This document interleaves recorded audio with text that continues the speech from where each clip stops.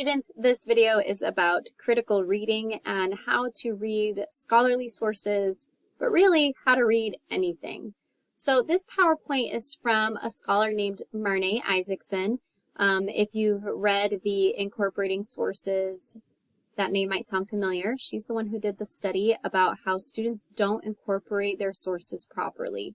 And her thoughts are that students aren't incorporating sources properly because they're not reading sources.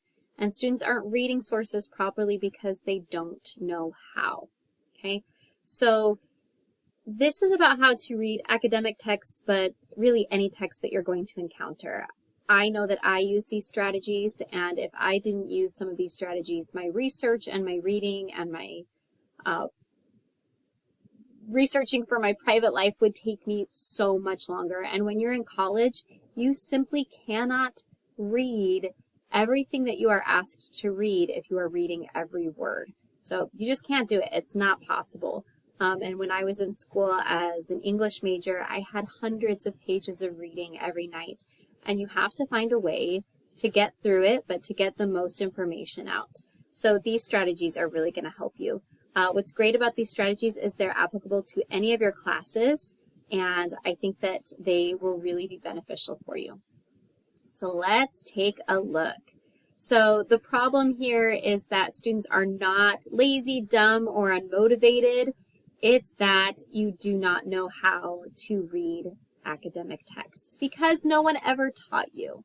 So you might read the same thing over and over and over again and still not have any idea of what you just read.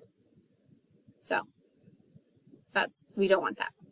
All right, so the best approach here is to be an active reader. You want to do something to prepare yourself before reading, do something during reading, and do something after you're reading. And I know you're thinking, this literally sounds like more work. You're giving me 3 more steps than just reading it, but this is what's going to boost our comprehension. And in the long run, it will not be more work because you're not going to be wasting your time rereading things you've already read, and you're going to be able to retain everything that you read. So that's the goal here. So here are some before reading strategies. You have the acronym THIEVES and LAUNCH.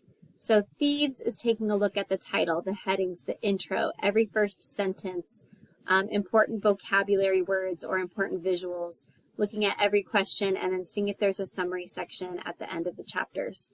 Just those alone will be really beneficial for you. By every first sentence, it means like every topic sentence of like a big paragraph or a big section. So reading those things and really focusing in on those before you even start your actual reading will be really helpful because then you'll kind of have an idea of what you're reading about.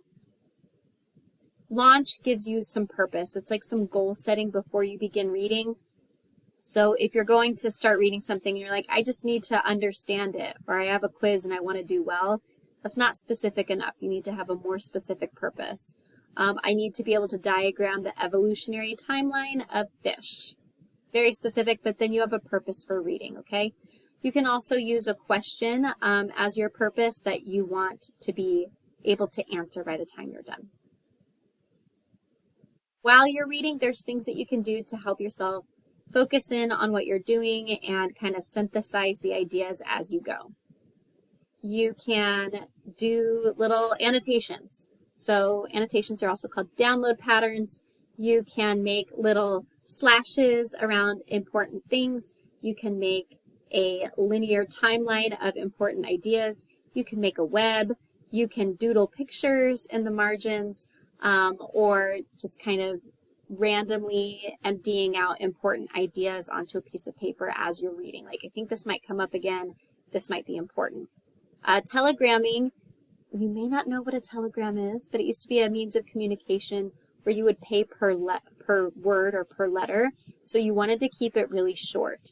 Something that you can do is get a stack of sticky notes. If you're using a textbook, put the sticky note at the end of every couple pages or every couple paragraphs, and then write down a summary of what you've been reading on that little sticky note so that you're constantly refocusing and making sure that you're sharp as you read.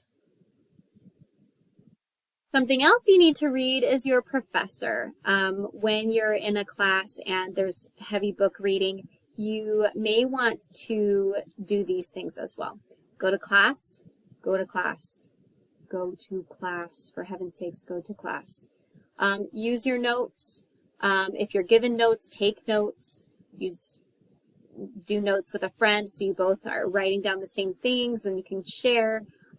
Use questions if your professor gives you any questions. And then try to kind of gauge, like, that first test is always hard, but after that, try to see where the professor puts the emphasis. Is the test coming from the book, or is it coming from things done in class and quizzes and things like that? So if your professor has a book, but there's never a question from the book, you can probably skim your book pretty heavily. But if they're picking out little nitpicky things from the book, that means you're going to want to spend a lot more time reading carefully. Also start a study group. If you can teach someone else, that means you've learned it. Okay, and that's a really good way to help the people around you, but also help you. Like I said, after reading, you want to try to be the teacher. So if you're not going to find a study group, you can find a teddy bear or a plant or a dog or, a pillow and say, okay, I'm going to teach you about this concept.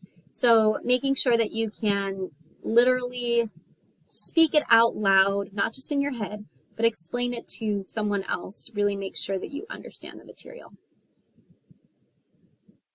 A lot of times students say, I could do better in school if I could just read faster.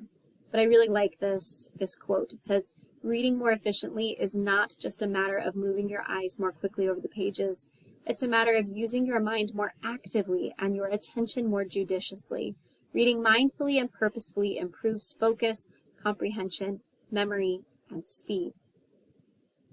And you don't just want to read fast, because learning to read well in college is like riding a bike. You're not going to ride a bike the same speed at every moment, on every road, for every purpose, or even ride it in the same gear under all same conditions. It doesn't make sense to read all texts or even parts of the text the same way at the same speed. So if something's really dense, you're going to have to slow down. If something's written, like our textbook, I think is easy reading, you should be able to read it pretty quickly and not have to slow down and read word for word. You can kind of just skim our textbook. But some textbooks are very difficult and you have to really slow down and do a lot of these strategies to get through it. So now we're going to put some of these into action. This is a scholarly journal article, and these can be really hard to read. Sometimes they're very specific to their field. They have a lot of jargon in it, but that doesn't mean that you can't read it and understand it. So when you're looking at a scholarly article, you're going to do your pre-reading, right? And we are going to look at specific parts of this article that will help us. So the abstract. An abstract is a summary of what this is about. You are definitely going to want to read the abstract. You're also going to want to read the intro section. Okay, that's a part that's really important. Then sometimes they'll tell you a little bit about the experiment or the study that they did. This could be important, but it has a lot of citations for other things. I'm going to see if they have a methods section. Sometimes they have materials and methods. This tells you about the study itself, so you can make sure that it's a good study and how it actually, they did the study, the procedures of the study. So you may want to look at these just to make sure that it's a good study, but you don't need to read it super carefully. All right, then what they did, and then the data and analysis. I am not a statistician, so this kind of stuff doesn't really mean a lot to me. What I'm going to want to go down to is the results section. A lot of times the actual data is kind of overwhelming, so you want to go look for the results, and the results is where you can find the information a little more accessible, and they write it in paragraph form, so it's a little bit easier to understand. And then